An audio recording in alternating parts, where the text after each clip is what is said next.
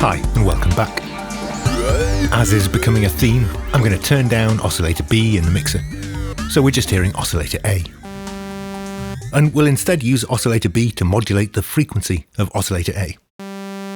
But this time I'm going to keep Oscillator B running at audio rates and tracking the keyboard like Oscillator A.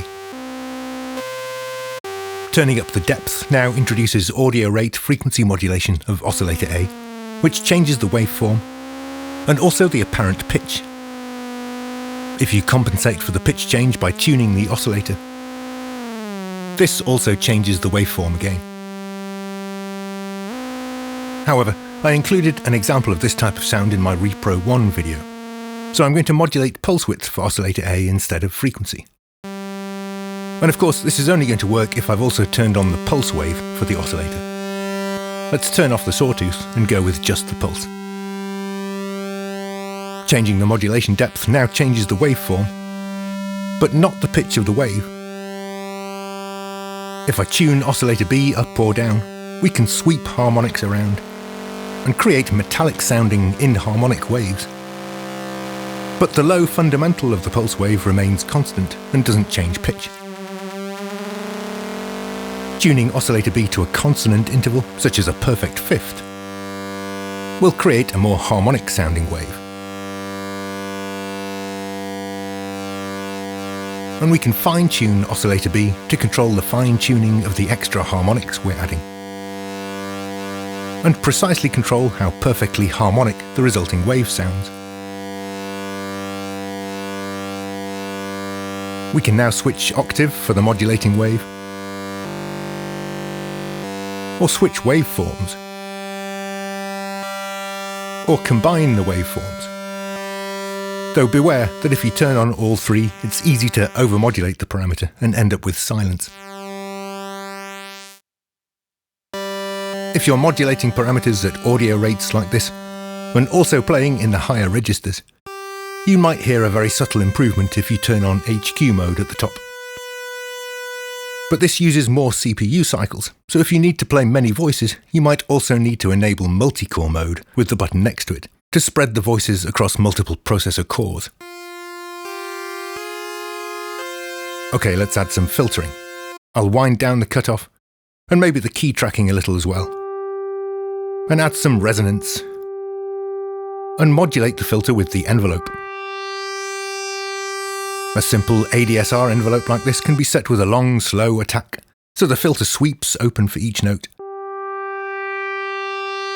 Or you can set a fast attack and turn sustain all the way down, and tune the decay to control how quickly the filter closes down at the start of each note. So each note gets a biting attack articulation. But this ADSR envelope type is too simple to be able to do both at once, so that a biting attack like this is followed by a swell open. Well, actually, that's not really true. Let's open the filter back up, and turn down the envelope modulation for now. And I'll switch to the tweaks page and invert the envelope amount knob with the little jumper below it. We've now turned the envelope upside down, so when I turn up the envelope amount knob, it now modulates the filter down instead of up. If I slow down the decay time, I now get a slow sweep up for each note. And if I slow down the attack, I can add a biting attack articulation as well.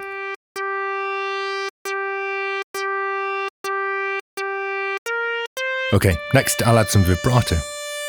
Let's turn on the frequency destinations for both oscillators in the wheel mod section, and push up the mod wheel to control the depth.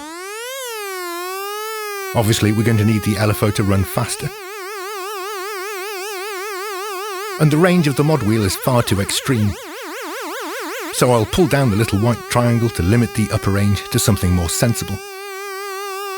And I can now introduce vibrato with the mod wheel in the usual way. I'll take this a step further and raise the little red triangle up to meet it. This is the minimum modulation depth, so now the vibrato is constant and the mod wheel position makes no difference. Next, I'll pick the filter envelope for the first modulation slot and drag the assignment over to those triangles, which will assign the lower limit. And then I'll turn the depth down instead of up. So again, I'm using the envelope upside down, and we hear the vibrato fade in automatically as the filter swells open on sustained notes.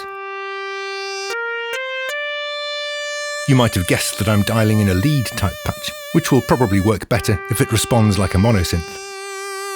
But this time, instead of dropping the number of voices to 1, I'll instead turn on unison mode, so playing one note now triggers all 8 voices in unison. And the voice detune knob now spreads out the tuning of voices to create the classic detuned unison sound. I'm going to do something arguably more interesting, however. I'll click the second modulation slot and pick voice index, and then assign this to the frequency of oscillator B. The voice index source provides a constant static value that's different for each voice. So when I turn up the depth, it spreads out the tuning in a similar manner to the voice detune parameter.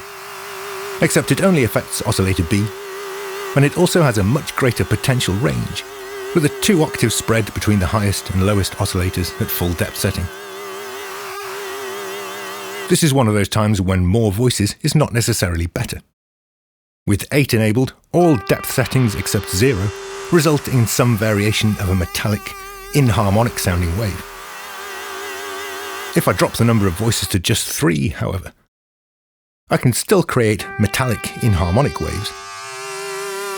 But I can also find more harmonic sounds in between.